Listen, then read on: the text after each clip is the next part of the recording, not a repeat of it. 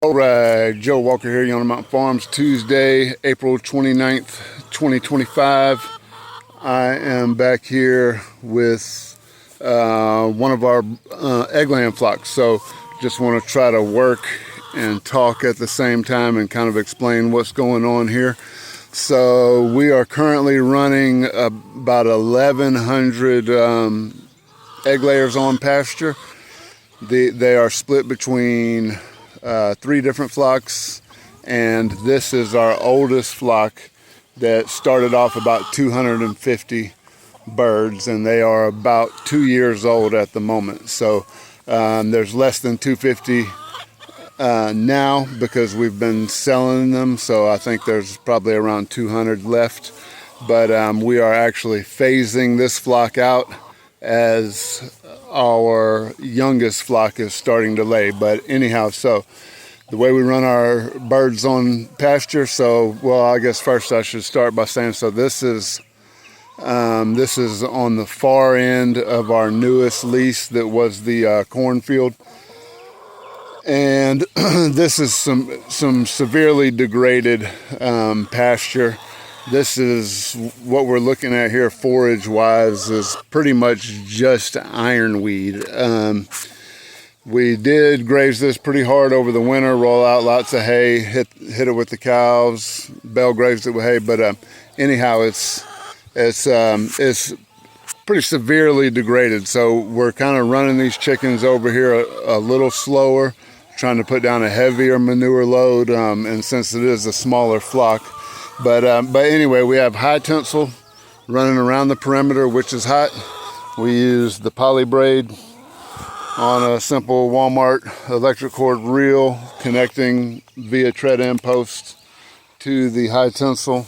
A couple of trusty alligator clamps, our Premier 1 netting hooked up. Right here we have a 3 netting paddock, so a little bit larger than the broilers, which was the 2 netting paddock. I haven't quite done the math on it, but the egg layers typically spend 3 to 7 days in here, depending on the season or whatnot. We are running them probably closer to a week right now, and they're still laying. They're laying about 75%, so it's a good time for us to sell them and to where they still have value, because people will still get plenty of eggs out of these chickens. But anyway, we run basically a circle with the netting, and we have the 3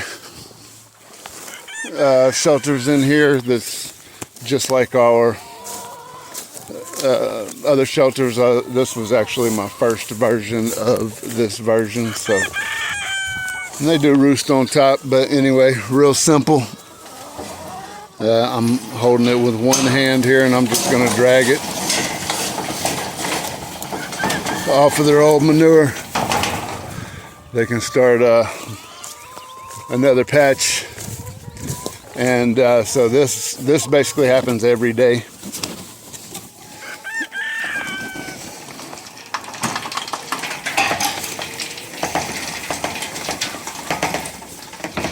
The structures get moved daily, and there's a ton of litter on the ground.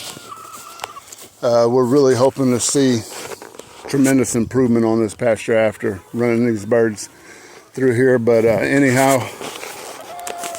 here on this particular flock, we use the 50-pound range feeders from Cole, and roll out nest boxes from Hen Gear. I'll show you guys the water system. So similar to the broilers, we try to space out the magnets. So feed on this end, shelters moving away from feed, nest boxes on this end. That's just going to encourage the chickens to cover more ground. As far as water system,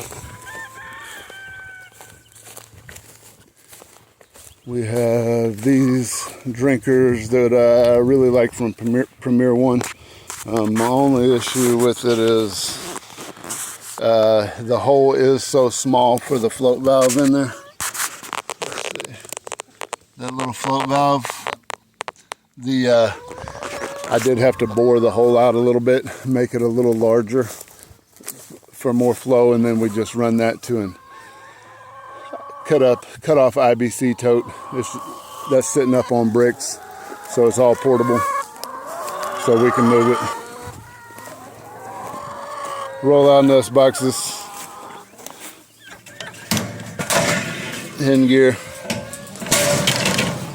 But anyhow, this is how we run the broilers. This is a small flock, about 200.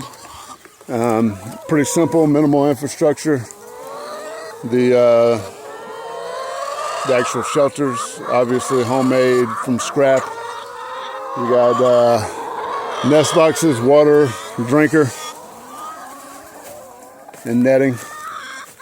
So I guess it's not minimal, but mobile, I should say, completely mobile infrastructure. That's I think that's more important than minimal, but all moved by hand daily. You know, at our scale, at, you know, being small scale, I think it's important to, I mean, we can load these shelters up.